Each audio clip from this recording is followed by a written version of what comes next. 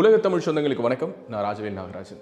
பேசு தமிழா பேசு வலையொலியுடைய வளர்ச்சிக்கு நீங்களும் உறுதுணையாக இருக்கணும்னு நினச்சிங்கன்னா இந்த வீடியோடைய டிஸ்கிரிப்ஷனில் இருக்கக்கூடிய ரேசர் பே லிங்கை கிளிக் பண்ணுங்கள்.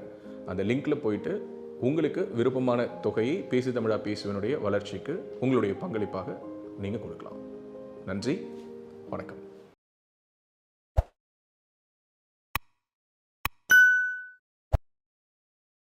அப்படின்னா இருந்தவங்க வெளியில் போயிருக்காங்கன்னா அவங்களுக்கு ஏதோ ஒரு காரணம் இருக்கலாம்ல. அப்படின்னா அவங்களுக்கெல்லாம் அந்த ஆனந்தம் திகட்டிடுச்சு, இல்லை அந்த ஆனந்தம் ஆனந்தமாக இல்லை அப்படின்னு புரிஞ்சுக்கலாமா? இந்த ப்ரோக்ராம் முடிச்சதுக்கு பிறகு நீங்கள் இங்கேயே தங்கிட்டீங்களா? இல்லை, ஓகே. இந்த ப்ரோக்ராம் 3 நாள் தான். ஏன்னா எங்களுக்கு அப் அண்ட் டவுன் டிக்கெட் எல்லாம் போட்டு தான் அனுப்புகிறாங்க. மற்றவங்களை பற்றி எந்த விதமான கவலையும் இல்லை, எனக்கு இது சந்தோஷம், நான் செய்வேன் அப்படிங்கிறது எந்த வகையில் சரியாக இருக்க முடியும்?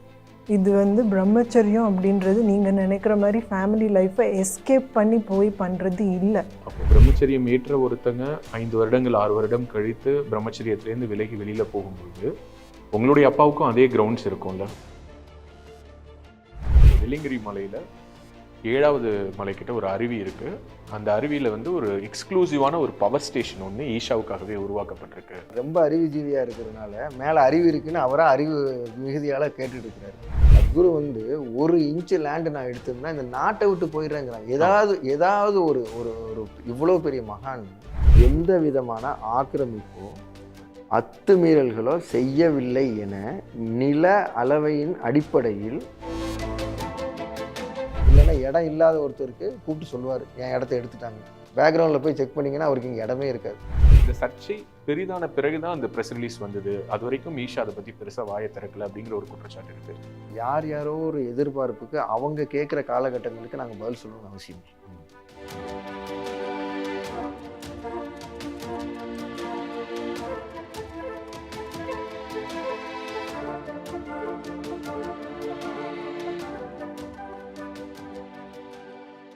பொதுவாக இன்றைக்கி நான் சத்குரு கிட்டேயும் இந்த கேள்வி கேட்டேன். அதில் ஒரு போர்ஷன் மட்டும்தான் நான் அவர்கிட்ட கேட்க முடிஞ்சுது. அதாவது என்னென்னா, இப்போ ஆண் பெண் அப்படிங்கிறது படைக்கப்பட்டிருக்கு. இதனுடைய நோக்கம் ஒரு குடும்பம் அல்லது ஒரு ஒரு திருமணம் இப்படிங்கிற மாதிரி ஒரு இயற்கையான ஒரு விஷயம்னு ஒன்று ப்ரீடிஃபைன்டாக எப்படி நம்ம இங்கே எல்லாமே எழுதப்பட்டிருக்குது, விதிக்கப்பட்டிருக்குது, இல்லை இங்கே சில விஷயங்களை நம்ம பின்பற்றுறோம்னு சொல்கிறோமோ, அந்த மாதிரி திருமணம் அப்படிங்கிறதும் இருந்திருக்கு.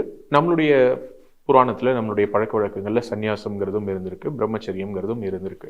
ஆனால் எனக்கு யாரை பற்றியும் எந்த விதமான கவலையும் இல்லை. எங்கள் அம்மா என்ன நினைக்கிறாங்க, எங்கள் அப்பா வருத்தப்படுறாங்களா, எதை பற்றியும் நான் பாதர் பண்ண மாட்டேன். எனக்கு ஒரு விஷயம் சந்தோஷமா, எனக்கு அது பிடிச்சிருக்கா அப்படின்னா நான் அதை எடுப்பேன், அதை நான் அப்படியே தொடருவேன் அப்படிங்கிறது ஒரு சுயநலமான முடிவு இல்லையா? அப்படின்னா பிரம்மச்சரியம்ங்கிற ஒரு முடிவை எடுக்கக்கூடிய பலருமே மற்றவங்களை பற்றி எந்த விதமான கவலையும் இல்லை, எனக்கு இது சந்தோஷம், நான் செய்வேன் அப்படிங்கிறது எந்த வகையில் சரியாக இருக்க முடியும்? இது பிரம்மச்சரியம் அப்படின்றது நீங்கள் நினைக்கிற மாதிரி ஃபேமிலி லைஃப்பை எஸ்கேப் பண்ணி போய் பண்ணுறது இல்லை. ஒரு ஃபேமிலியில் இருக்க 4 பேர் இல்லாமல் 4000 பேருக்கு நான் பொறுப்பெடுத்துக்க முடியும், 40,000 பேருக்கு பொறுப்பெடுத்துக்க முடியும், என் பொறுப்புணர்வில் உலகத்துக்கே பொறுப்பெடுத்துக்க முடியும்னு இருக்கிறவங்க பிரம்மச்சரியம் எடுக்கிறாங்க. நீங்கள் எங்களோட சிச்சுவேஷனே எடுத்துக்கிட்டிங்கன்னா, நான் இங்கே வந்ததுக்கப்புறம் நான் என்னோடய அக்காவுக்கு பொறுப்பெடுத்திருக்கேன். இப்போவும் என்னோடய அப்பா அம்மாவுக்கு நான் பொறுப்பாக இருக்கிறேன். இப்போ என்ன சுச்சுவேஷன் நடக்குதுன்னு நான் கேட்டு தெரிஞ்சுக்கிறேன். அதில் கூட ஏதோ ஒரு சுச்சுவேஷன் வந்தப்போ ஒரு SMS அனுப்பி அது ரிசால்வ் பண்ணுறதுக்கு நான் ஏதோ ஒன்று பண்ணியிருக்கேன். நான் இங்கே வர்றதுக்கு முன்னாடி 1.5 வருஷம் வீட்டில் இருந்த சுச்சுவேஷன் எல்லாம் பார்த்து சில விஷயங்கள் கவனிக்க வேண்டியதெல்லாம் கவனித்து ஃபினான்ஷியலி அவங்க செக்யூராக இருக்கிறாங்கன்னு பார்த்ததுக்கு அப்புறமா தான் வந்திருக்கேன். 2011 பிரம்மச்சரியம் எடுத்து நான் சொன்ன மாதிரி ஃப்ரெண்ட்லியாக இருக்கிறது. நான் எடுக்க போகிறேன்னு அவங்களுக்கு தெரியும். பட் பக்கத்து வீட்டுக்காரவங்க கேள்வி கேட்கும்போது பதில் சொல்லாமல் சில சமயம் திணறலாம். அந்த மாதிரி இருக்கிறப்பெல்லாம் நான் கன்வின்சிங்காக அவங்களுக்கு இல்லை, நான் சந்தோஷமாக இருக்கிறது பார்க்குறீங்கல்ல, அவங்களுக்கு இப்போ புரியல. ஏன்னா சமுதாயம் அந்த அளவுக்கு வளரலை. அவங்க வளர்கிற வரைக்கும் நம்ம காத்திருக்க முடியாது, வாழ்க்கை ஓடி போயிடுமே. அவங்களுக்கு புரிஞ்சு 2011 16 வரைக்கும் அவங்க இதை ஏற்றுக்கிட்டு இருந்தாங்க, சப்போர்ட்டிவாக இருந்தாங்க, புரிஞ்சுக்கிட்டு இருந்தாங்க. பிரம்மச்சரியம் எடுத்து 5 வருஷத்துக்கு அப்புறம் திடீர்னு ஒரு நாள் கடத்திட்டு போன மாதிரி ஒரு இது பண்ணுறாங்கன்னா எந்த மாதிரி கேம்பெயின் இதுக்கு பின்னாடி நடந்திருக்குன்னு நீங்கள் புரிஞ்சுக்கணும். ஆக்சுவலி நான் வைத்த கேள்விகள் எல்லாமே பொதுவான கேள்வி தான். இருந்தாலும் நீங்கள் உங்களோட ரிலேட் பண்ணி வெளியில் இப்போ உங்கள் அப்பா கொடுத்துட்டு இருக்கக்கூடிய பேட்டிகளோட கனெக்ட் பண்ணி நீங்கள் பேசினதுனால நான் அந்த கேள்வியை முன்வைக்கிறேன். ஒரு அப்பாவா தன்னுடைய மகள் ஒரு குடும்ப வாழ்க்கையில் இருக்கணும், அல்லது அந்த மகளுக்கு ஒரு மகளோ பிறக்கணும், பேர குழந்தைய பார்க்கணுங்கிறதுலாம் ஒரு அப்பாவுக்கு இருக்கவே கூடாத ஆசைகள்னு நீங்கள் நினைக்கிறீங்களா? அப்படி இல்லை. அப்பாவோட உண்மையான ஆசை என்னன்னா, தான் புள்ள சந்தோஷமா இருக்கணும், எல்லாரும் பெருமைப்படுற மாதிரி இருக்கணும். அந்த 2 க்ரைட்டீரியாவும் ஃபுல்ஃபில் ஆனதுனால தான் 5 வருஷம் அவங்க எதுவும் சொல்லாமல் இருந்தாங்க. யாரோ ஒருத்தங்க அவங்கள ஃபுல்லாக தூண்டி விட்டு, இது 2மே உங்கள் பொண்ணுக்கு நடக்கலை, அங்கே அவதிப்படுறா கஷ்டப்படுறா அப்படின்னு சொன்னதுனால தான் இப்படி டோட்டலாக அகேன்ஸ்டாக திரும்பியிருக்காங்க. மற்ற குற்றச்சாட்டுகள் எல்லாமே செகண்டரி தான். இப்போ வந்து நான் கல்யாணம் தான் பண்ணிக்கணும்னு நின்றுருந்தா அவங்க அது 2011 நான் பிரம்மச்சரியம் எடுத்தப்போ அவங்க எதிர்த்திருக்கணும் இல்லையா? அப்படி இல்லை. உண்மையான அப்பாவுக்கு சந்தோஷம்னா பொண்ணோட சந்தோஷம்தான். இது அவர் வாயாலே இப்படி சொல்லியிருக்காரு. உன் சந்தோஷம் தான் என்னோட சந்தோஷம்னு சொல்லியிருக்கிறாரு. பட் யாரோ கன்வின்ஸ் பண்ணி அவங்க சந்தோஷமா இல்லை அப்படின்னு வந்து ஜோடிச்சிருக்கிறதுனால அதை அவர் he's fully sold to that idea. That is why he's doing all this nonsense. Okay, இப்போ பிரம்மச்சரியம் ஏற்ற ஒருத்தங்க 5 வருடங்கள் 6 வருடம் கழித்து பிரம்மச்சரியத்திலேருந்து விலகி வெளியில் போகும்போது உங்களுடைய அப்பாவுக்கும் அதே கிரவுண்ட்ஸ் இருக்கும்ல. ஒரு உதாரணத்துக்கு 2011 அவர் ஏற்றுக்கிட்டாரு, 2016 அவருக்கு அதை ஏற்றுக்கிற மனப்பக்குவம். இது ஏன் வாழ்க்கையா அவர் வாழ்க்கையா? இன்னைக்கு அவர் புரிஞ்சுக்கிறாரு, நாளைக்கு புரிஞ்சுக்காம போறாரு, நாளான்னைக்கு திரும்ப புரிஞ்சுக்குவாரு. இதை பார்த்தா என்ன வேஸ்டா போகுது? நாளைக்கு இன்னும் 4 வருஷம் கழிச்சு அது ரொம்ப அற்புதமான இடமா நீ அங்கே போயிரு அப்படின்னா இந்த 4 வருஷம் என்னோட வாழ்க்கைக்கு யார் பதில் சொல்லுவா? இன்னைக்கு ஊர் கை தட்டும், நாளைக்கு தூற்றி பேசும். நான் ஊருக்காக வாழ்றேன்னா எனக்காக வாழ்றேன்னா?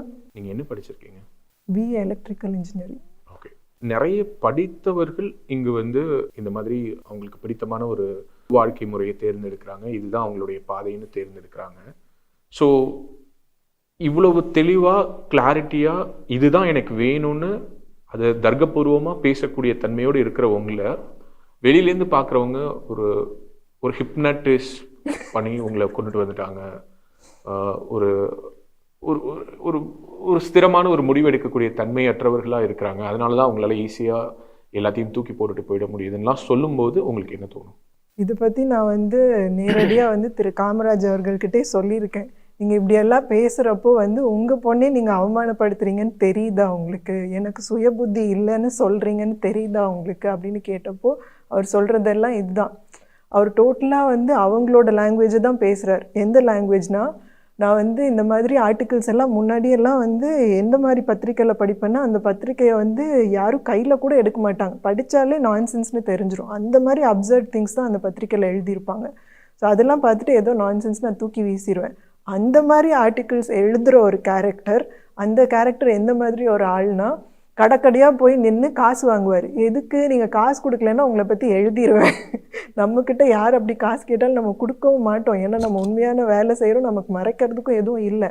அந்த மாதிரி ஒருத்தர் சொல்கிற பொய்யெல்லாம் நம்பி அவர் என்ன ஃபோர்ஜ் டாக்குமெண்ட் கொடுத்து காமராஜை நம்ப வச்சாரோ எனக்கு தெரியல. அவர் வந்து வரப்பெல்லாம் வந்து ஏதோ டேப் ரெக்கார்டர், உடஞ்ச டேப் ரெக்கார்டர் மாதிரி இங்கே 15 மர்ம சாவு நடந்திருக்கு, 10 நடந்திருக்கு. அதனால இல்லைங்க, உள்ளே இருக்கிறது நானா நீங்களா? இப்படி இங்கே அப்படியெல்லாம் எதுவும் இல்லை சொன்னால் ஒன்றும் காதில் வாங்கிக்க மாட்டேங்கிறாரு. ஸோ இவங்க கூட எல்லாம் அவர் சேர்ந்துட்டு ஏதேதோ நான்சென்ஸ் பேசிகிட்டு இருக்காரு. இப்போ இந்த மாதிரியான ஒரு தன்மை, அஃப்கோர்ஸ் இட்ஸ் யுவர் லைஃப், உங்களுக்கு அதற்கான ஒரு தீர்க்கமான நம்பிக்கை இருக்குது. எல்லாத்த விட முக்கியமான விஷயம், இதில் உங்களுக்கு ஒரு ஆனந்தம் இருக்குது. இதுதானே ஒரு வாழ்க்கையினுடைய அல்டிமேட் எய்ம் அண்ட் பர்பஸ். வந்து இன்னும் 1 வருஷத்தில் அவரும் இதை பற்றி சந்தோஷப்படுவாருன்னு எனக்கு தெரியும்.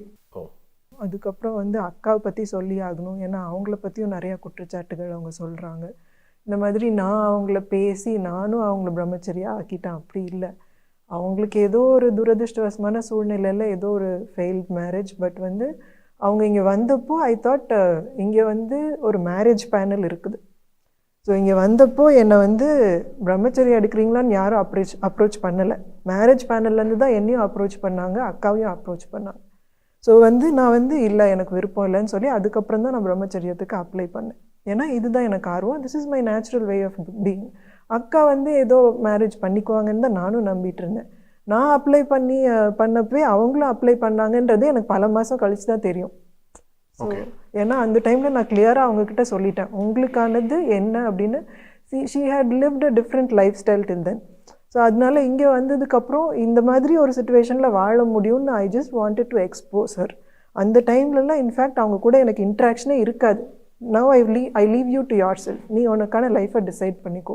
என்னோட பர்சனாலிட்டி டோட்டலாக டிஃப்ரெண்ட். நான் எந்த அளவுக்கு ரிசர்வ்டாக இருந்தனோ அந்த அளவுக்கு she is an out going type.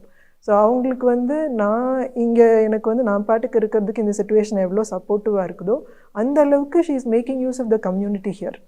இங்கே இருக்கிற எல்லார் கூடயும் வந்து குழந்தைங்கன்னா அவங்களுக்கு ரொம்ப பிடிக்கும். நான் வந்து குழந்தைங்கன்னா கொஞ்சம் தயங்கிட்டே நிற்பேன். ஸோ அந்த மாதிரி வந்து எல்லா விதமான மக்களுக்கும் இங்கே இருக்கிற ஒரே காமன் விஷயம் என்னென்னா, இங்கே இருக்கிற சுச்சுவேஷன் கூட அவங்க ரிலேட் பண்ணிக்கிறது என்ன, குரு கிட்ட அவங்க உணர்ந்தது என்ன. இப்போது சத்குரு சொல்லுவார், ஒரு லைவ் குரு அப்படின்னா அவரோட மகத்துவமே இதுதான். இங்கே ஒரு 1000 பேர் உட்கார்ந்துருந்தா அந்த 1000 பேரில் ஒவ்வொருத்தங்களுக்கும் 1,00,000 பேராக இருந்தாலும் சரி, ஒவ்வொருத்தங்களுக்கும் அவங்களுக்கு தேவையான ஒரு ப்ராசஸை வழங்க முடியும்.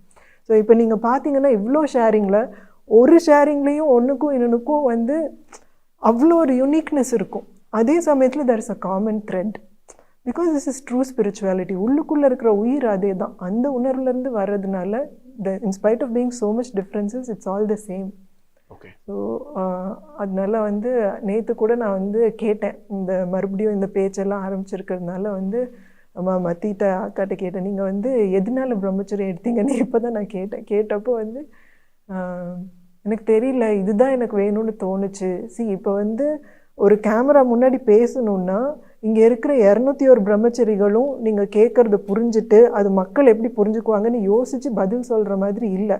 பட் எல்லாருக்குள்ளேயும் ஒரு தீவிரம் இருக்குதா, இது அவங்களுக்கு சந்தோஷமான பாதையாக இருக்குதா அப்படின்னு கேட்டால் 201 பேரையும் நான் பேர் சொல்ல முடியும், அவங்க நிச்சயம் சந்தோஷமாக இருக்கிறாங்கன்னு நான் சொல்ல முடியும். ஓகே. ஒரு கேள்வி இந்த இடத்துல வருது என்னென்னா, 201 பேர் இன்றைக்கி இருக்காங்க, ஆனால் இதே 201 பேர் தான் 10 வருஷத்துக்கு முன்னாடி இருந்தாங்களா, 5 வருஷத்துக்கு முன்னாடி இருந்தாங்களா அப்படின்னா அந்த நம்பர்ஸில் வந்து கூட குறைச்சுங்கிறது வந்து புதுசாக ஆடப் ஆகிறது மட்டும் இல்லை, இருந்தவர்கள் சிலர் வெளியிலையும் போயிருக்காங்க, வெளியில் இருக்கிற சிலர் உள்ளாரையும் வந்திருக்காங்க. அப்படின்னா இருந்தவங்க வெளியில் போயிருக்காங்கன்னா அவங்களுக்கு ஏதோ ஒரு காரணம் இருக்கலாம்ல. அப்படின்னா அவங்களுக்கெல்லாம் அந்த ஆனந்தம் திகட்டிடுச்சு, இல்லை அந்த ஆனந்தம் வந்து ஆனந்தமாக இல்லை அப்படின்னு புரிஞ்சுக்கலாமா?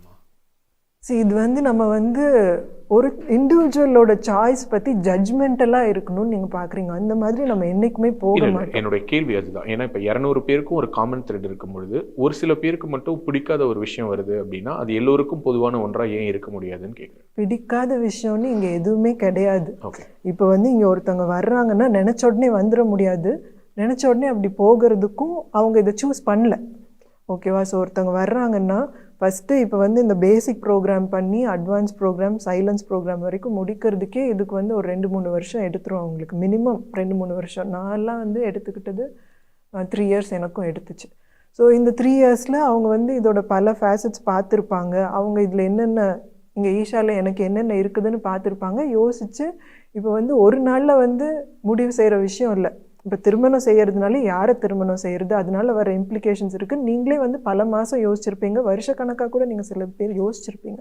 இதுவும் அதே மாதிரி ஒருத்தங்க எடுக்கிற டெசிஷன் தான்.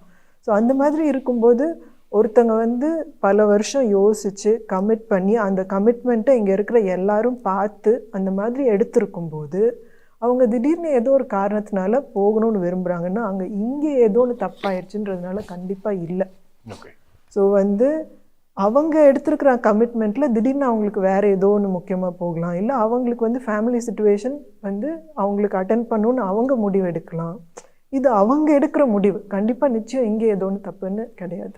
இப்போ நீங்கள் ரொம்ப உறுதியாக நம்புறீங்க இன்றைக்கி நீங்கள் எடுத்துருக்கக்கூடிய நிலைப்பாடு சரி அப்படின்னு சொல்லிட்டு. ஸோ இந்த ப்ராசஸில் இருந்த யாரோ ஒருவர் வெளியில் போனதுக்கான காரணம் நீங்களே சொல்லிட்டீங்க. அவங்களுக்கு வேறு ஏதோ ஒரு விஷயம் வந்து ப்ரையாரிட்டைஸ் ஆகிருக்கலாம், அவங்க வந்து இங்கே ஒரு விஷயத்தை பிடிக்காம தான் போயிருக்கணும் அப்படிங்கிற அவசியம் இல்லை அப்படின்னு நீங்கள் சொன்னீங்க. திரு காமராஜ் அவர்களுக்கு, அதாவது உங்களுடைய அப்பாவுக்கு மேபி இந்த ரியலைசேஷன் லேட்டராக வரும்னு சொல்கிற மாதிரியான அதே ரியலைசேஷன் மாயுவுக்கும் வரலாம் இல்லையா? வாய்ப்பு இல்லை. நான் இங்கே 14 வருஷமாக இருந்திருக்கேன், 12 வருஷம் பிரம்மச்சரியாக இருந்திருக்கேன். நான் சும்மா தர்க்க ரீதியாக யோசித்து இது சரியாக தப்பான்னு யோசித்து வரல. கண்ணை மூடுனா நான் என்ன உணர்றேனோ அதுதான் எல்லாருக்கும் உண்மைன்னு எனக்கு தெரியும். ஸோ அதனால வாய்ப்பே இல்லை. உங்களுக்குள்ளார ஈஷாவுக்கு வரணும் அல்லது இங்கேயே இங்கே ஈஷாவுக்கு வந்து ஆல்மோஸ்ட் நீங்கள் சொல்கிற கணக்குப்படி பார்த்தா ஒரு 25 ஆண்டுகள் நீங்கள் கடந்துட்டீங்கன்னு நினைக்கிறேன். என்ன தோணுச்சு? ஏன்னா வெளியிலேருந்து ஈஷாக்குள்ளார ஒருத்தங்க திரும்ப வராங்க அல்லது ஃப்ரீக்வெண்ட்டாக விசிட் பண்ணுறாங்கன்னா ஃபஸ்ட் சொல்கிறது என்னென்னா அடிக்கடி போகாத சாமியார் ஆக்கிடுவாங்க அப்படின்னு. நீங்கள் எப்படி 26 வருடங்களாக இந்த பாதை தான் உங்களுக்கான பாதைன்னு தேர்ந்தெடுத்தீங்க? அந்த டிரான்ஸ்ஃபர்மேஷன் எப்படி நடந்ததுங்கிறத பற்றி சொல்ல முடியுமா? என்னை பொறுத்த வரைக்கும் நான் இதுக்காகலாம் பெரிய முயற்சிலாம் எதுவுமே பண்ணவே இல்லை. ஓகே. உண்மையில சொல்லணும்னா நான் யார்கிட்டையும் சொல்லவே இல்லை இதை பற்றி. ஸோ அதில் எனக்கு ஒரு பெரிய ரிலீஃப்.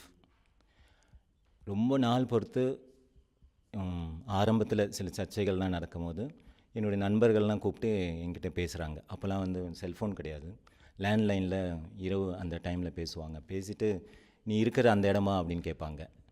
நான் இல்லை இது வேறு இடம் அப்படி சொல்லுவேன். ஏன்னா எனக்கு என்னுடைய இது எனக்கு தெரியும், நான் எதுக்கு அவங்ககிட்ட போய் அதெல்லாம் பகிர்ந்துக்கணும்.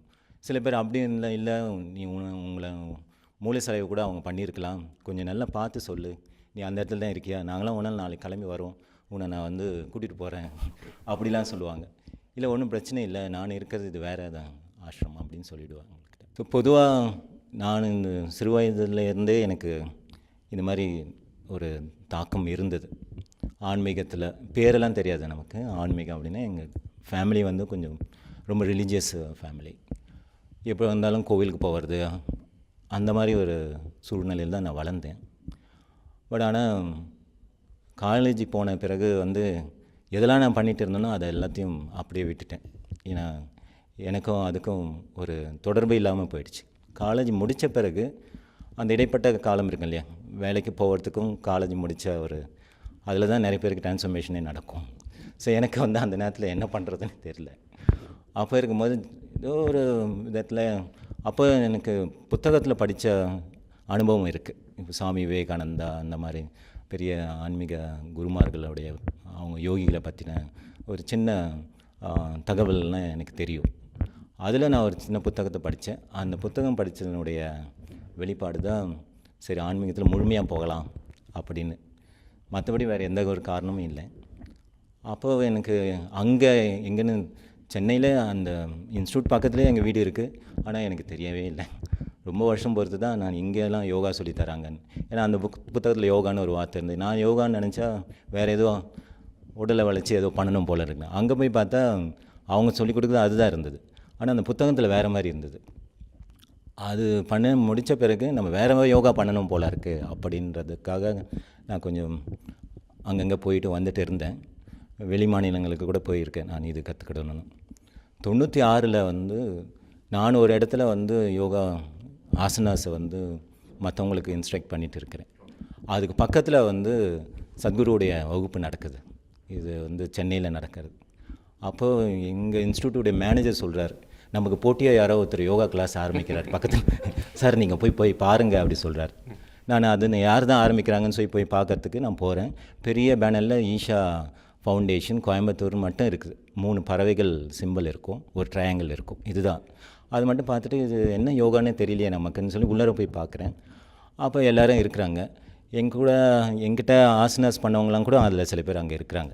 அவங்க சொன்னாங்க, சார் நீங்கள் கூட வந்துட்டிங்களா, வாங்க பண்ணிக்கலாம் அப்படி சொன்னாங்க. இல்லைங்க நமக்கு வகுப்பு இருக்குது, மேனேஜர் சொன்னார் அதனால் வந்து பார்க்க வந்தேன். பேசிகிட்டே இருக்கும்போது ஒரு ஜிப்ஸி ரொம்ப ஃபாஸ்ட்டாக வந்தது. நான் முடிஞ்சிட்டோம் இன்றைக்கி நம்ம நினச்சேன். அவ்வளோ வேகமாக வந்து அப்படி பக்கத்தில் வந்து பிரேக்.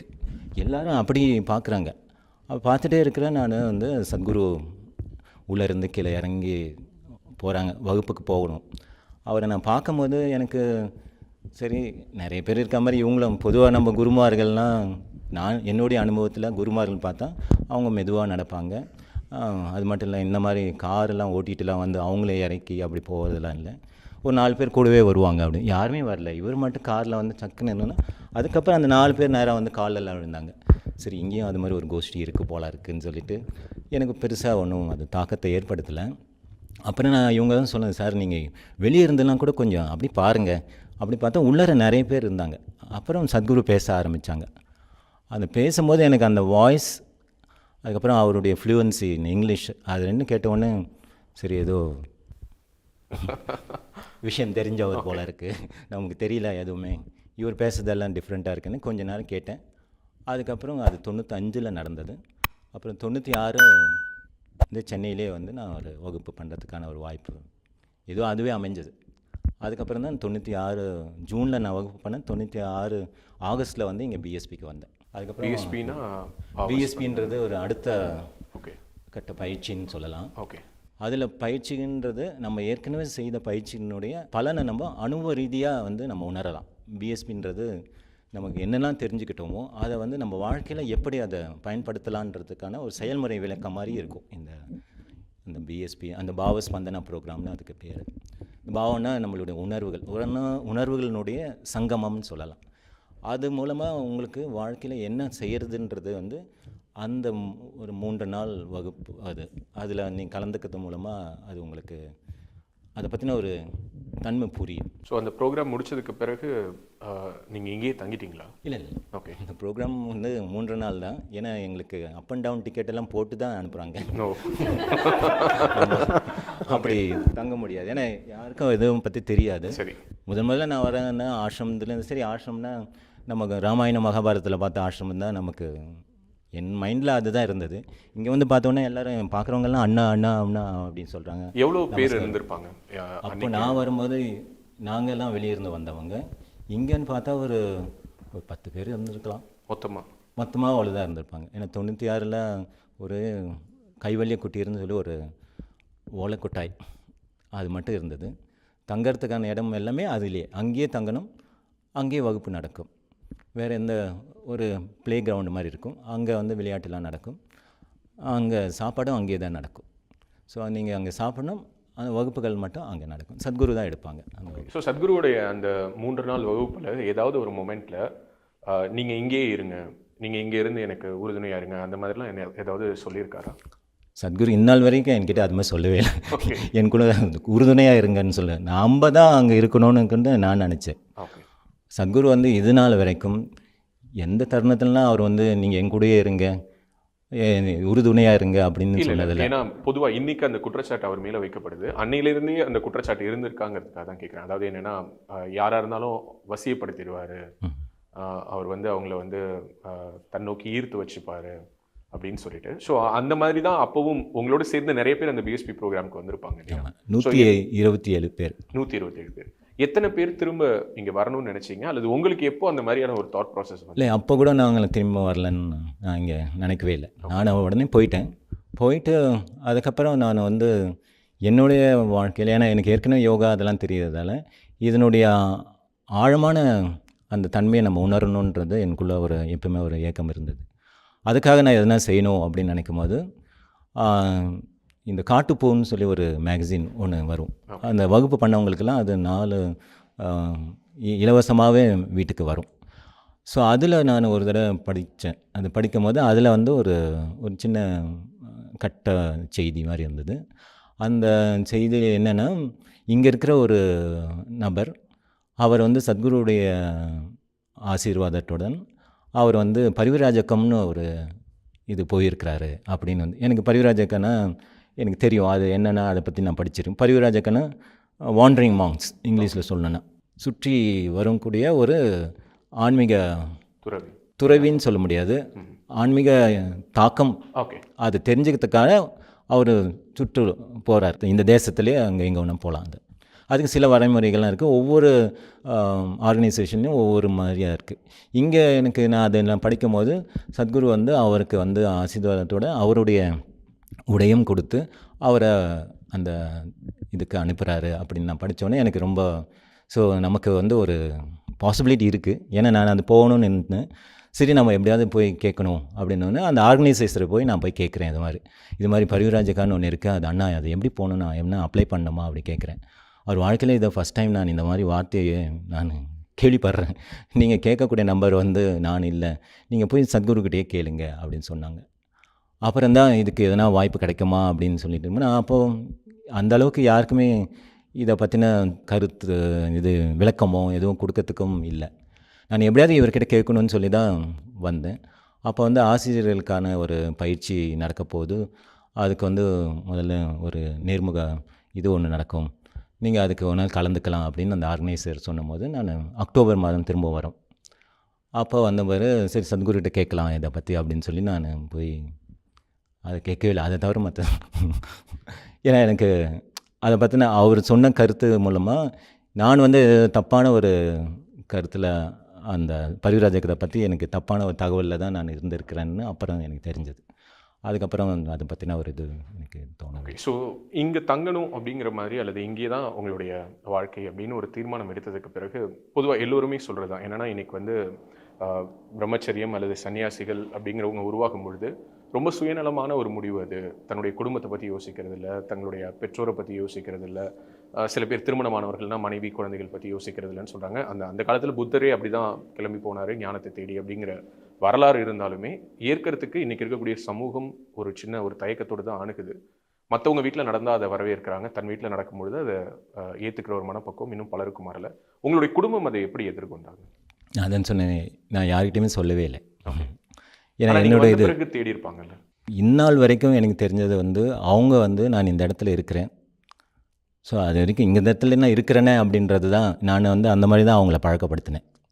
ஏன்னா மற்றவங்களாம் போனால் ஐயோ இந்த மாதிரி ஒரு பெரிய ஒரு வெற்றிடம் அங்கே உருவாகிடும், இல்லை குடும்பத்தில் என்ன பிரச்சனைகள் உருவாகும். என்னை பொறுத்த வரைக்கும் அது இயற்கையாகவே எனக்கு அந்த மாதிரி ஒரு இது அமையவே இல்லை.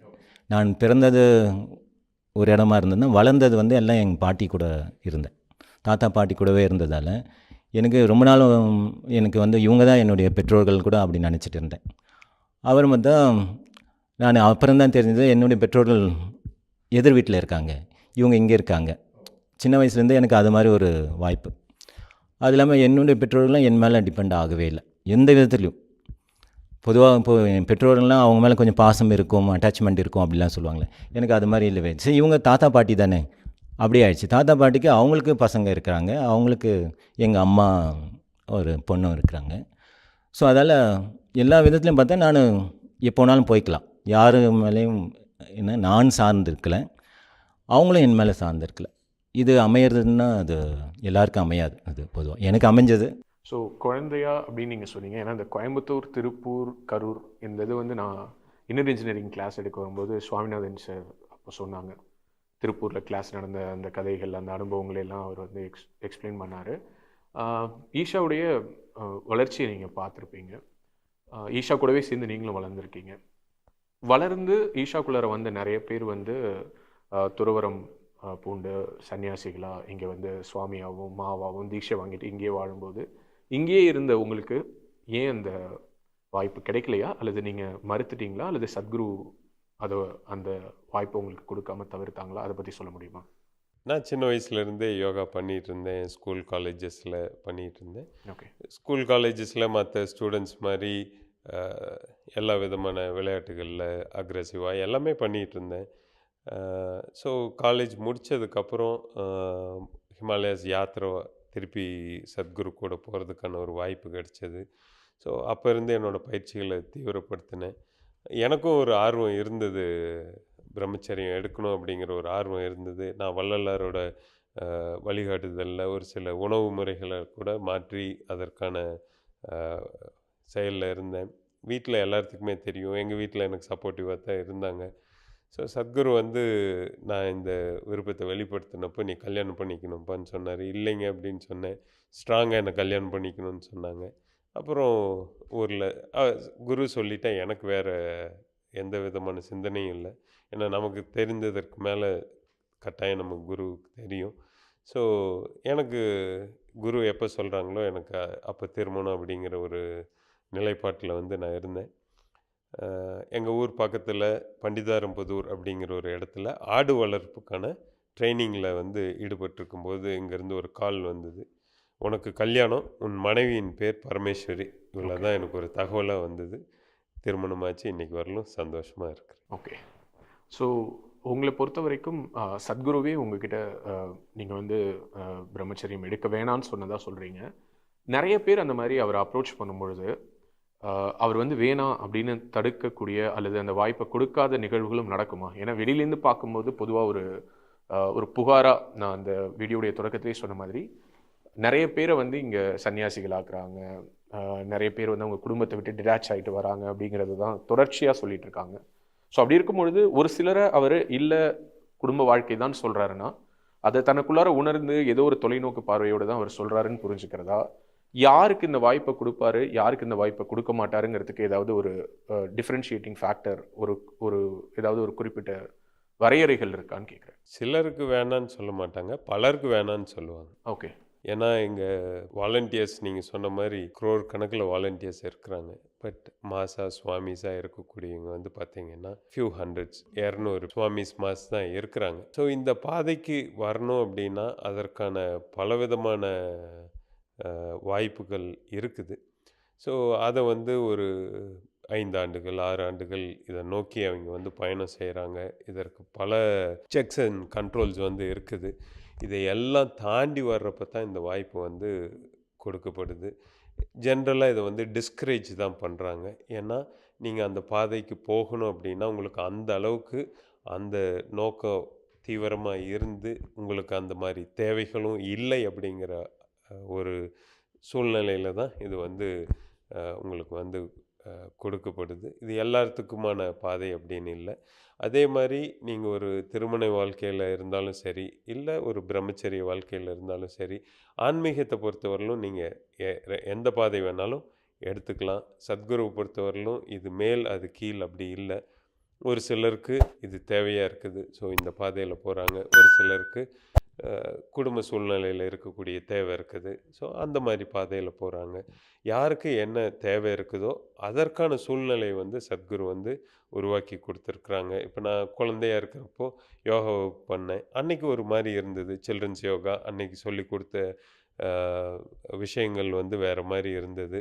என்ன இன்றைக்கி வந்து பார்த்திங்கன்னா இன்னர் இன்ஜினியரிங் இதில் சொல்லி கொடுக்கக்கூடிய விஷயங்கள் நம்ம வளர்ந்துருக்கிறோம். ஸோ வேறு மாதிரி இருக்குது. ஸோ அந்தந்த விதமான சூழ்நிலைகளுக்கேற்ப அவர்களோட தேவைக்கேற்ப இது வந்து சத்குரு வந்து வடிவமைச்சு கொடுத்துருக்குறாங்க. யாரையும் வந்து நிர்பந்திக்கிறது இல்லை. நிர்பந்திச்சா இதில் தொடர்ந்து இருக்க முடியாதுங்கிறது எங்களோட அனுபவம். பல வருஷங்களுக்கு முன்னாடி இந்த இடத்துல எல்லாம் யானை வழித்தடங்கள் இருந்ததா சொல்கிறாங்க. அஃப்கோர்ஸ் தினேஷ் நான் கேட்ட அதை பற்றி நான் லீகலான கேள்விகள் கேட்கணும்னு நினைக்கிறேன். ஆனால் அதற்கு முன்னதாக நீங்கள் இங்கே வந்திருக்கீங்கல்ல, உங்களுடைய 10-12 வயதுகளில் இங்கே வந்திருக்கீங்களா?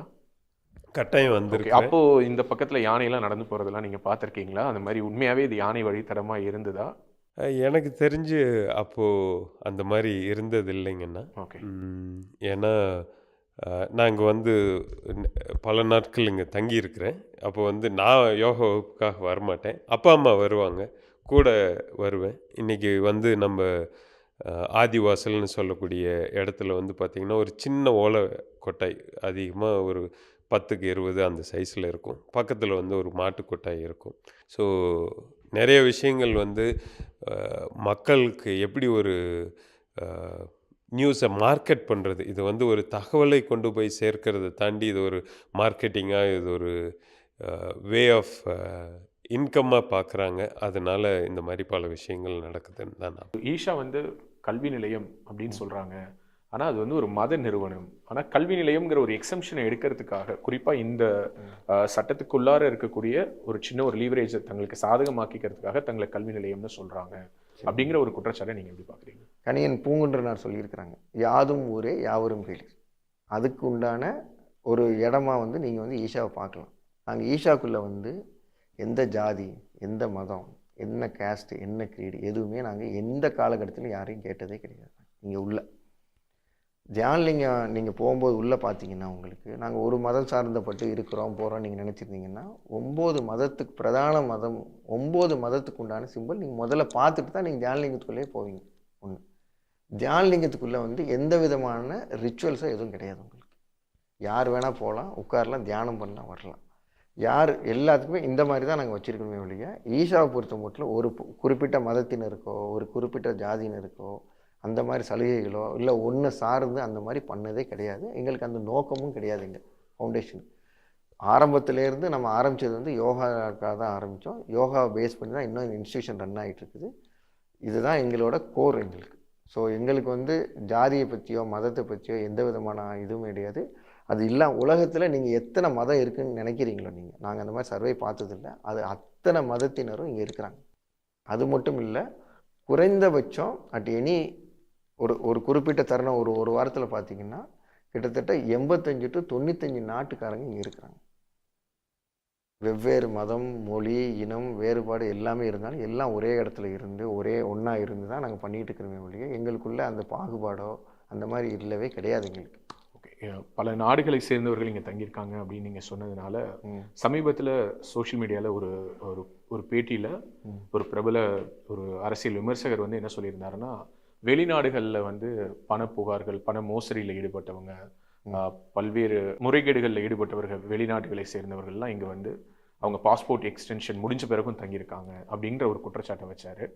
நீங்கள் அதை அதற்கான பதிலாக என்ன சொல்லணும்னு நினைக்கிறீங்க? நான் இன்னைக்கு இருக்கிற மாடர்ன் வேர்ல்டில் இன்னைக்கு அவர் குற்றச்சாட்டு சொல்லியிருக்கிறாருன்னா, அந்த எஃப்ஆர்ஓ டிபார்ட்மெண்ட்டும் நான் தான் ஹேண்டில் பண்ணிட்டு இருக்கேன். எஃப்ஆர்ஓ வந்து ஃபாரின் ரெஜிஸ்ட்ரேஷன் ஆஃபீஸு.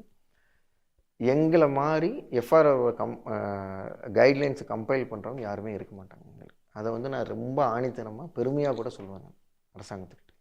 ஏன்னா அந்த அளவுக்கு இங்கே வர்ற ஒவ்வொருத்தருக்குமே ஃபார்ம்சி போடணும். நம்ம ஃபார்ம்சி போட்டோம்னாலே அவங்களுக்கு வந்து தெரிஞ்சிடும் இவங்க வந்து என்ன வீசாவில் இருக்கிறாங்க, என்ன இந்த வீசா வந்து எவ்வளோ நாள் இருக்குது. இது வந்து ஆட்டோமேட்டிக்காக தகவல். இதுக்கு முன்னாடி இருந்த மாதிரிலாம் இன்றைக்கி சிஸ்டம் இல்லை. இன்றைக்கி எப்படி சிஸ்டம் இருக்குன்னா எல்லாமே ஆன்லைன். இங்கே யாரோ ஒருத்தவங்க வர்றாங்கன்னா நாங்கள் வந்து டே டைமாக இருந்தால் 7-8 மணி நேரத்தில் போட்டுருவோம். நைட் வந்தாங்கன்னா மறுநாள் காலையில் போட்டுருவோம். மேக்ஸிமம் 24 மணி நேரங்கிறது ஜாஸ்தி எங்களுக்கு. இந்த ரூலை எனக்கு தெரிஞ்சு நான் பெருமையாக சொல்லுவேன், வேறு எந்த ஆர்கனைசேஷனும் நாங்கள் ஃபாலோ பண்ணுற மாதிரி ஃபாலோ பண்ண மாட்டாங்கன்னு நான் பெருமையாக சொல்லுவேன். நான் அப்படி அவங்க குற்றச்சாட்டு சொல்கிறது யாரோ ஒன்று அவங்க நிரூபித்தாங்கன்னா, இது வந்து ஆன் ரெக்கார்டு. இங்கே யார் வந்து தங்குனாங்க, யார் போனாங்க, எத்தனை நாளைக்கு தங்குனாங்க, எல்லாமே இங்கே ஆன் ரெக்கார்டு இருக்குது. அது இல்லாமல் இங்கே வர்றவங்களுக்கு வந்து ஸ்டூடெண்ட்ஸ் விசா கொடுக்கறதுக்கு ஈஷா ஃபவுண்டேஷனுக்கே அனுமதி இருக்குது. நாங்கள் ஒரு ரெக்கமெண்டேஷன் லெட்டர் கொடுத்து இங்கே வந்து ஒரு 6 மாதம் கோர்ஸ் வராங்கன்னா நாங்கள் கொடுத்தோம்னா ஸ்டூடெண்ட்ஸ் விசாவுக்கு வந்து எங்களுக்கு வந்து ஆத்தரைஸ் பண்ணியிருக்கிறாங்க. ஓகே. நாங்கள் போய் யாரோ ஒருத்தர் வீசா இல்லாதவர் இங்கே கொண்டு வந்து வச்சு தஞ்சம் கொண்டு போகணும் இல்லை. வீசா யாரோ ஒரு தப்பு பண்ணிவிட்டு இங்கே வந்து இருக்கிறாருங்கிறாங்க.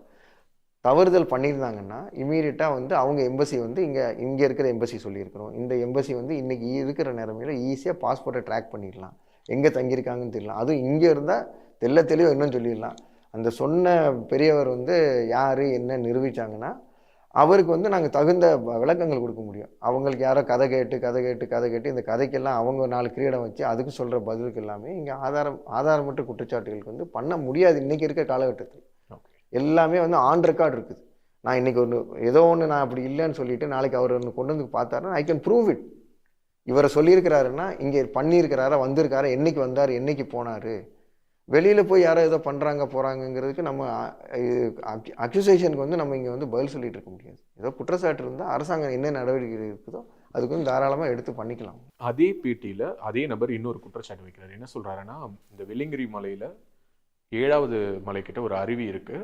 அந்த அருவியில் வந்து ஒரு எக்ஸ்க்ளூசிவான ஒரு பவர் ஸ்டேஷன் ஒன்று ஈஷாவுக்காகவே உருவாக்கப்பட்டிருக்கு. அங்கிருந்து தங்கு தடையற்ற மின்சாரம் வந்து ஈஷாவுக்கு கொடுக்கப்படுது அப்படின்னு.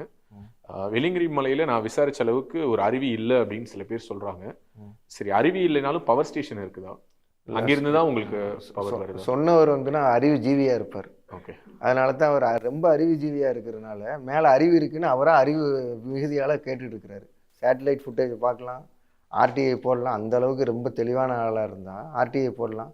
முதல்ல அவர் பொய் சொல்லிட்டாரு, அந்த பொய்க்கு பதில் சொல்லிட்டேன். இப்போ அடுத்து மேலே ஒரு சேட்டலைட் டவர் இருக்குது, ஏதோ சொல்லிக்கலாம். அவர் ரொம்ப அறிவுஜீவியாக இருந்தால் இந்த மாதிரிலாம் ஜாஸ்தி யோசிக்க தோணுன்னு நினைக்கிறேன். இங்கே ஒரு மேலே வந்து எந்த விதமான ரிசர்வ் ஃபாரஸ்ட்குள்ளே அவ்வளோ சீக்கிரம் யாருமே போய் ஒரு பவர் ஸ்டேஷன்லாம் வைக்க முடியாது. அந்த மாதிரிலாம் எதுவும் பண்ண முடியாது உங்களுக்கு. ஓகே.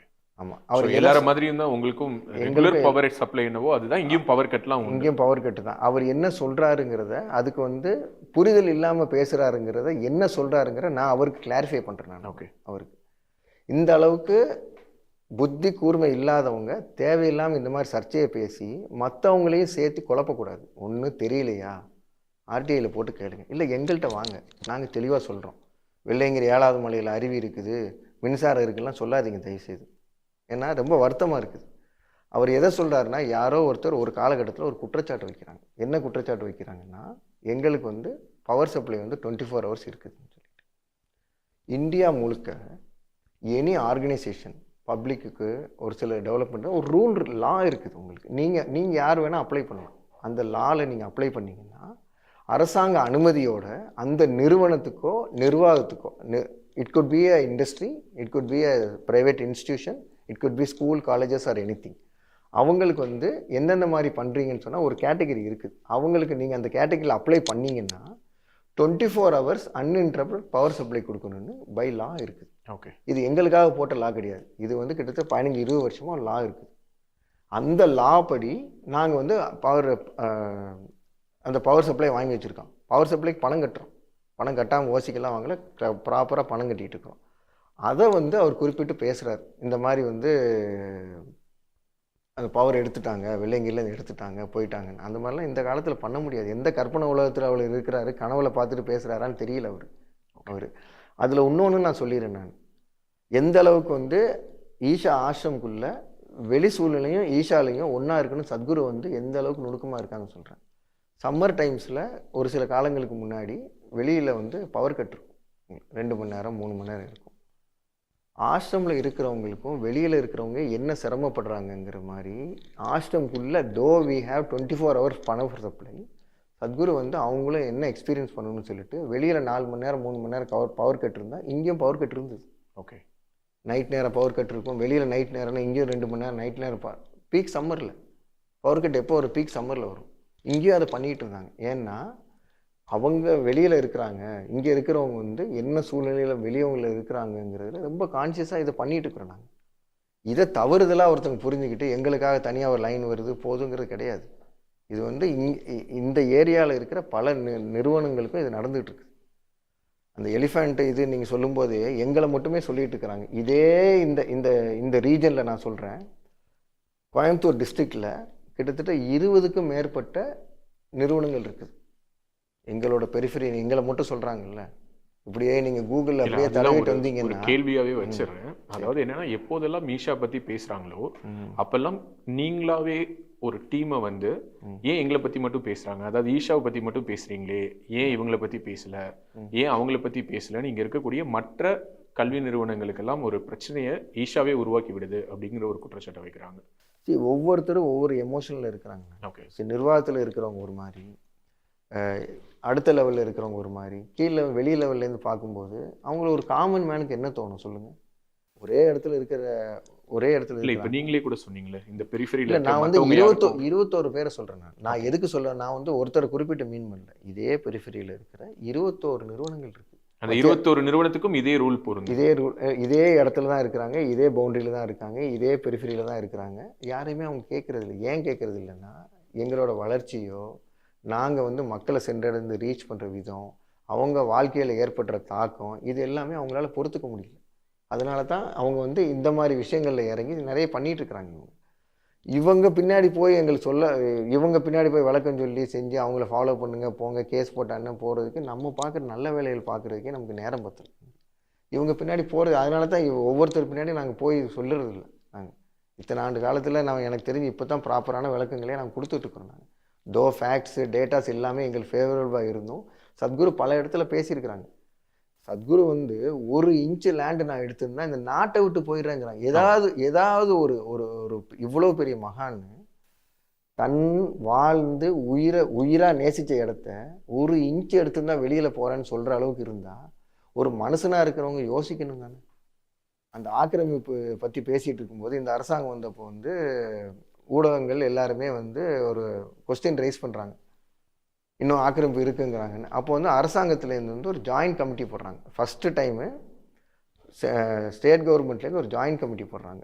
அதாவது ரெவென்யூ டிபார்ட்மெண்ட்டு, ஃபாரஸ்ட் டிபார்ட்மெண்ட்டு, நாங்கள் 3 பேர் சேர்ந்து ஒரு ஜாயின்ட் சர்வே. அதுதான் ஃபஸ்ட்டு டைம் நடக்குது ஜாயின்ட் சர்வே. என்டையர் ஈஷாவோட பவுண்ட்ரி மட்டும் அளந்து பார்த்துடலான்னு சொல்லிட்டு ஒரு 5 நாள் நடக்குது. அந்த சர்வே ப்ராசஸில் நானும் இருந்தேன். 2 விதமாக அளந்தாங்க அவங்க.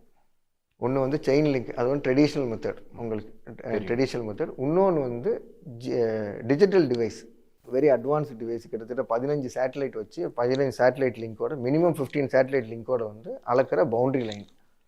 ஸோ அந்த 2மே பார்த்துட்டு கிட்டத்தட்ட மினிமம் நாங்கள் எங்கள் இடத்த ஃபாரஸ்ட் சைடில் 8 அடி கொடுத்துருக்கோம். மேக்ஸிமம் 25 அடி வரைக்கும் இருக்குது. நாங்கள் எங்கள் இடத்த வந்து ஃபாரஸ்ட் சைடு பஃபராக விட்டுட்டு தான் எங்கள் சைடு கட்டியிருக்கிறோம். ஸோ இதை வந்து ரொம்ப தெளிவாக வந்து அவங்க பதிவு பண்ணி கலெக்டருக்கு ஒரு ரிப்போர்ட் சப்மிட் பண்ணுறாங்க. அந்த கலெக்டருக்கு சப்மிட் பண்ணுற ரிப்போர்ட்லேயே ரொம்ப தெளிவாக சொல்கிறாங்க. அந்த ரிப்போர்ட்டில் உங்களுக்கு அந்த கடைசியோட அந்த இதை மட்டும் நான் படிக்கிறேன் உங்களுக்கு. அவங்க கடைசி லைன் மட்டும் நான் படிக்கிறேன் உங்களுக்கு. அந்த ரிப்போர்ட் எல்லாமே படிச்சுட்டு, ஆலந்துறை உள்வட்ட நில அளவை அறிக்கையின்படி ஈஷா யோகா மையம் எல்லைகளை அளவீடு மேற்கொண்டதில் அவர்கள் காப்பு காடுகள் பகுதியில் எந்த விதமான காப்பு காடுகள் பிராக்கெட்டில் வனப்பகுதி எந்த விதமான ஆக்கிரமிப்போ அத்துமீறல்களோ செய்யவில்லை என நில அளவையின் அடிப்படையில் தெரிய வருகிறது என்பதை பணிவன்புடன் தெரிவித்துக் கொள்கிறேன். இந்த ரிப்போர்ட் யாருக்கு? கலெக்டருக்கு. ஓகே. இந்த ரிப்போர்ட்டை கொடுத்தவங்க வந்து ஜாயின்ட் கமிட்டி. ஓகே. இந்த சர்வே பண்ணும்போது டிஸ்ட்ரிக்ட் ஃபாரஸ்ட் ஆஃபீஸர் டிஎஃப்ஓ இருக்கிறாரு, ஹெட் சர்வேயர் ஆஃப் டிஸ்ட்ரிக்ட். யூஸ்வலாக ஹெட் சர்வேயர் வரமாட்டாங்க, மாவட்டத்துக்கு ஒரு தலைமை சர்வேயர் இருப்பார், அவர் வர்றாரு. 5 நாள் இங்கே இருக்கிறாங்க, நாங்கள் இங்கே இருக்கிறோம். ஜாயின்ட் கமிட்டி போட்டு இதிலே கீழே பார்த்தீங்கன்னா தெரியும் உங்களுக்கு யார் யாருக்கெல்லாம் போட்டிருக்காங்க நகல். ஜாயின்ட் கமிட்டி ஃபார்ம் பண்ணி பார்க்கலாமா? பாருங்கள், மேப்போடு கொடுத்துருக்குறாங்க. ஓகே. அவங்க 2 பர்டிகுலர் விஷயத்த அதில் சொல்கிறாங்க, ரொம்ப தெளிவாக சொல்கிறாங்க. எந்த விதமான ஆக்கிரமிப்போ அத்துமீறல்களோ இல்லைங்கிறாங்க அவங்க. ஓகே. எலிஃபென்ட் காரிடாருக்கும் தெளிவாக சொல்லியிருக்கிறோம். ஓகே. நீங்கள் என்க்ரோச்மெண்ட் சொல்லியிருக்காங்க, அதுக்கும் சொல்லியிருக்கிறோம். கோர்ட் சொன்னால் நம்ப மாட்டாங்க, ஆர்டிஐ சொன்னால் நம்ப மாட்டாங்க, மாவட்ட ஆட்சியர் சொன்னால் நம்ப மாட்டாங்க, ஏடிஎம்கே கவர்மெண்ட் சொன்னால் நம்ப மாட்டாங்க, டிஎம்கே கவர்மெண்ட் சொன்னால் நம்ப மாட்டாங்க, காங்கிரஸ் கவர்மெண்ட் சொன்னால் நம்ப மாட்டாங்க, பிஜேபி கவர்மெண்ட் சொன்னால் நம்ப மாட்டாங்க. அவங்களுக்கு கனவு உலகத்தில் வந்து யாரோ சொன்னால் மட்டும்தான் அவங்க நம்புவாங்க. அதை வச்சே கற்பனையில் வாழ்க்கையை ஓட்டிகிட்டு இருப்பாங்க. இதுக்கு மேலே அவங்களுக்கு என்ன ப்ரூஃப் வேணும்னு சொல்லுங்கள். தமிழ்நாடு அரசினுடைய சுடுகாடுகள் மற்றும் இடுகாடுகளை வந்து ஈஷா சார்பில் பராமரிக்க அன்றைக்கி வந்து பௌர்ணமி, நான் அவங்கள எல்லாரும் கூட்டிகிட்டு போய் தியானலிங்கத்துக்கு அவங்க கையால் வந்து பால் கொடுத்து நீங்கள் அர்ப்பணிங்க அப்படின்னு சொன்னேன். இவெல்லாம் வந்து கையை அப்படி, ஐயோ சாமி இதெல்லாம் நாங்கள் பண்ணவே கூடாது சாமி. சேவ் சாயில் அப்படிங்கிற பேரில் பாக்கெட்டில் மண்ணை அடைச்சி விற்கிறாங்க. ஈஷாவில் இது நடக்குது. தமிழகத்தில் ஒரு ஒருங்கிணைப்பாளர் இருக்குன்னா எனக்கே தெரியாமல் எப்படி மண்ணை விற்றாங்கன்னு யோசிச்சுட்டு இருக்கிறேன். மத்திய விவசாயத்துறை மந்திரி வந்து best FP of the country award நமக்கு கொடுத்தாங்க. உலகெங்கும் இருக்கக்கூடிய தமிழ் சொந்தங்களுக்கு வணக்கம். நான் உங்கள் ராஜவேல் நாகராஜன். நம்முடைய பேசு தமிழா பேசு வலையொலி, பேசு தமிழா பேசு குழுமமாக மாறி நம்முடைய குழுமத்திலிருந்து இன்றைக்கி பல சேனல்கள் வந்துட்டு இருக்குது. ஹலோ தமிழா, அக்னிச்சிறகி, எல்கேஜி, திருவருள் டிவி மற்றும் லவ் டாக்ஸ் வித் லவ் குருன்னு வெரைட்டியான சேனல்களை உங்களுக்கு நாங்கள் கொடுத்துட்ருக்கோம். இந்த சேனல்களுக்கு உங்களுடைய ஆதரவு அவசியம் தேவை. நான் குறிப்பிட்ட இந்த எல்லா சேனல்களுடைய நம்முடைய பேசு தமிழா பேசு வலையொலி குழுமத்திலிருந்து வரக்கூடிய அத்தனை சேனல்களுடைய சப்ஸ்கிரிப்ஷன் லிங்க்கும் இந்த வீடியோவுடைய டிஸ்கிரிப்ஷனில் இருக்குது. மறக்காமல் எல்லா சேனலையும் சப்ஸ்கிரைப் பண்ணி உங்களுடைய ஆதரவு கொடுங்க.